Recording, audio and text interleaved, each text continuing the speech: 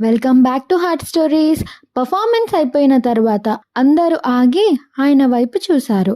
అక్కడ ఉన్న జనాన్ని సెక్యూరిటీ ఖాళీ చేపిస్తుంటే ఆయన చేయి ఎత్తి ఆపి వాళ్ళని రమ్మన్నట్లుగా పిలిచాడు. అది చూడగానే వాళ్ళకి పిచ్చి సంతోషం వేసింది. ఒకరి మొహాలు ఒకరు చూసుకుని ఆయన దగ్గరకు పరుగు పెట్టారు. దగ్గరకు వచ్చి నిలబడిన వాళ్ళని చూశాడు. అందరూ చెమటలు కక్కుతున్నారు. జుట్టులో నుంచి కూడా చెమటలు కారుతున్నాయి. బట్టలన్నీ తడిచి ఒంటికి అతుక్కుపోయాయి. ఆయన కళ్ళు ఇంకా ఎవరినో వెతుకుతున్నాయి. సరిగ్గా అదే టైంలో జయ్ కూడా తను ఏదో మర్చిపోయినట్లు పక్కన వెనక్కు తిరిగి వెతుక్కుంటున్నాడు. కొంచెం వెనుక పడిపోయిన జననిని చూసి తను ఒకడుగు వెనక్కి వేసి బుడ్డి ఇలారా అంటూ జననిని ముందుకు లాగి తను వెనక్కు వెళ్ళి తన ముందు బుడ్డిని నిలబెట్టుకున్నాడు. తను వెతుకుతుంది కూడా ఈ బుల్లి క్యాండిడేట్ కోసమే అన్నట్లుగా ఆయన జనని వైపు చూశాడు. ఆయన తన వైపే చూస్తూ ఉండటంతో జననికి ఏం చేయాలో అర్థం కాక వెనుక ఉన్న జయ్ తొడని పట్టుకుని గిచ్చేయడం మొదలుపెట్టింది. జనని గిచ్చుతుంటే పిచ్చ నొప్పిగా ఉన్న ఒక్కసారి మిస్టేక్స్ చేసి అవకాశాన్ని పోగొట్టుకుని ఇన్ని తిప్పలు పడుతున్నాము. ఇప్పుడు తను అరిచి గలాట చేస్తే మళ్ళీ ఈ అవకాశం కూడా దొబ్బుతుందని సైలెంట్గా నిలబడ్డాడు జయ్. కానీ జనని చేతులు ఎక్కడ ఉన్నది దానికి జయ్ రియాక్షన్స్ చూస్తూనే ఉన్నాడు సాయి కుమార్. ఒసై బుడ్డి, నీ సిగ్గు తగలయ్యా, నా తోలు ఊడిపోయేలా ఉంది, వదలవే అని తిట్టుకుంటూ లోపలే వెర్రి కేకలు వేసుకుంటున్నట్లు ఫీల్ అవుతూ ఆ బాధ తట్టుకోవడానికి బ్యాలెన్స్గా రెండో తొడని తానే గిచ్చుకోవడం మొదలుపెట్టాడు జయ్. మెల్లగా జనని చేయి వదిలించి బుడ్డి వేళ్లలో తన వేలు దూర్చి గట్టిగా పట్టుకునేసరికి జనని వెనక్కు తిరిగి జయ్ని చూసింది. ముందుకు చూడమన్నట్లుగా జయ్ సైగ చేయడంతో మళ్ళీ తల తిప్పింది. కానీ ప్రొడ్యూసర్ వైపు చూడకుండా ఎటేటో చూస్తూ నిలబడింది. ఆయన కళ్ళు వాళ్ళ చేతుల మీద కూడా పడ్డాయి. జయ్ జననిని వదలకుండా అలా చేతిలో చేయి వేసి పట్టుకోవడం వాళ్ళ స్ట్రాంగ్ బాండింగ్ని నోటితో చెప్పకుండానే కళ్ళకు చూపిస్తున్నట్లుగా అనిపించింది. రేపు నేను మీ కంపెనీకి వస్తున్నాను. మీ ఈ హార్డ్ వర్క్ నాకు నచ్చింది. అందుకే ఇంకో అవకాశం ఇవ్వాలి అనుకుంటున్నాను. కానీ ఇది నా అభిప్రాయం మాత్రమే. మిగిలిన వాళ్ళు కూడా దీనికి ఒప్పుకుంటేనే మీకు యూజ్ ఉంటుంది, లేదంటే కష్టమే అని అన్నాడు Sai Kumar. Thank you so much sir. మీకు మా మీద ఈ మాత్రం నమ్మకం కలిగింది, అది చాలు మాకు అంటూ ఆయన కాళ్లకు నమస్కారం చేశారు. లేట్ అయింది, కంపెనీ వాళ్ళు ఎదురు చూస్తూ ఉంటారు. ఇప్పుడు మీరు వాళ్ళ రెస్పాన్సిబిలిటీ. మీకు ఏదన్నా అయితే మీ పేరెంట్స్ వాళ్ళని వదిలిపెట్టారు.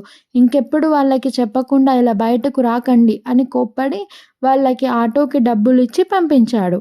అమ్మ దేవుడా, పొద్దున్నుంచి ఒళ్ళంతా హూనం చేసుకుంటే ఒకరికి దయ కలిగింది. ఇంకా మిగిలిన వాళ్ళని ఎలా కన్విన్స్ చేసుకోవాలో అని అనుకుంటూ అక్కడ ఉన్న జనానికి నవ్వుతూ విష్ చేసి బాయ్ ఫ్రెండ్స్, త్వరలో కలుసుకుందాం అని అరిచేసరికి తప్పకుండా కలుసుకుందాం అని వాళ్ళు కూడా గట్టిగా అరిచి రెస్పాన్స్ ఇవ్వడంతో ఒళ్ళంతా పులిహోర అయినా ఈ జనాన్ని చూస్తుంటే చాలా సంతోషంగా ఉంది బ్రో అన్నాడు జతిన్ రాకేష్ వైపు సంతోషంగా చూస్తూ. నువ్వు అన్నది నిజం జతిన్, నాకు కూడా చాలా సంతోషంగా ఉంది. మనం మొన్న వెంటనే సెలెక్ట్ అయితే ఈ సంతోషం మనం నిజంగా మిస్ అయి ఉండేవాళ్ళం. పైగా ఇప్పుడు నాకు కాన్ఫిడెన్స్ కూడా వచ్చింది. మనం అనుకున్నది సాధించగలమనే ధైర్యం వచ్చింది అన్నాడు రాకేష్. వీళ్ళు ఈ విషయం గురించి మాట్లాడుకుంటుంటే ఓయ్ బుడ్డి, మధ్యలో నన్నెందుకు తోలు ఊడేలా గిచ్చావే, ఈరోజు ఏం తిన్నావు, తిక్క తిక్క చేష్టలు చేస్తున్నావు అని అడిగాడు జయ్ కోపంగా. ఓయ్ నేనెప్పుడు గిచ్చాను అని అంది జనని సీరియస్గా చూస్తూ. నీ పంది, ఇందాక ఆయన పిలిచినప్పుడు గిచ్చి సచ్చావు కదే అని అన్నాడు జయ్ కోపంగా. ఆ మాట వినగానే జనని జయ్ వైపు ఆశ్చర్యంగా చూస్తూ లేదే, ఆయన అలాగే గుచ్చి చూస్తుంటే భయం వేసి నీ ప్యాంట్ పట్టుకున్నాను అంతేగా అని అంది జనని.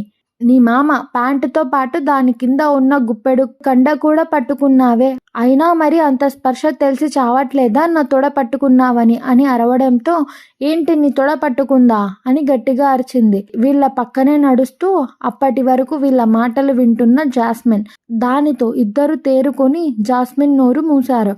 కానీ అప్పటికే జాస్మిన్ అరుపులు అందరూ వినేసి వెనక్కి తిరిగి చూశారు. వాళ్ళు వెనక్కు తిరిగేసరికి వీళ్ళు జాస్మిన్ నోటి మీద నుంచి చేయి తీసేశారు. ఎవరి తొడ పట్టుకున్నారు అని అడిగింది తన్మయ్ క్యూరియాసిటీగా. తొడ? ఎవరి తొడ అని అడిగింది బుడ్డి ఏమి తెలియనట్లు. ఇప్పుడు జాస్మిన్ అంటుందిగా బుడ్డి అని అంది తన్మయ్.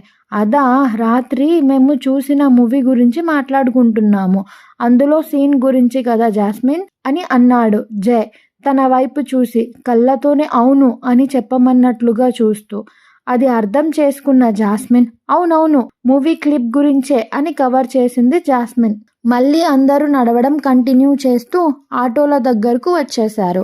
ఒక షేర్ ఆటో ఎక్కారు అందరూ. అప్పటికే అందులో మనుషులు ఉండటంతో జననికి ప్లేస్ లేకుండా పోయింది. అబ్బా, ఒకరి కోసం ఇంకో ఆటో వచ్చేదాకా ఎక్కడ ఆగుతాం? ఇప్పటికే పులుసు కారిపోయింది, ఎలాగోలా అడ్జస్ట్ అవుదాం. నువ్వు లోపలికి వచ్చే బుడ్డి అని అన్నాడు సుభాష్. నిజమే బుడ్డి అని అందరూ అని చేయి పట్టుకుని లాగి లోపలకు తీసుకువచ్చారు. కానీ ఎంత అడ్జస్ట్ అయినా బుడ్డికి ప్లేస్ ఇవ్వలేకపోయారు. చేసేది లేక చివరికి జయ్ బుడ్డిని తన ఒళ్ళో కూర్చోబెట్టుకుని, భయ్యా నువ్వు పోనివ్వు అని అరిచాడు జయ్. జనని కూడా కూర్చోవడంతో రైట్ రైట్ అని అరిచాడు చరణ్. ఆ అరుపుతో ఆటో స్టార్ట్ అవ్వడంతో అందరూ ఒక్కసారిగా పగలపడి నవ్వారు. కూర్చోబెట్టుకోవడం అయితే కూర్చోబెట్టుకున్నాడు, కానీ నీట్నెస్ కి బ్రాండ్ అంబాసిడర్ లా ఉండే జయ్ పరిస్థితి ఎంత దారుణంగా ఉందో చెప్పడానికే అలవి కావడం లేదు. అందరూ తడిచిపోయి చెమట గబ్బు కొడుతున్నారు. అది భరించడం అతనికి చాలా కష్టంగా ఉంది. అదే కష్టంగా ఉంది అనుకుంటే జనని జుట్టు మొత్తం జయకి అంటుతూ ఇంకా కంపరంగా ఉంది. అందుకే జుట్టంతా తీసి ముందుకు వేసి ఆ చెమటకి తడిచిన చేతుల్ని పక్కనే ఉన్న జతిన్కి రాశాడు.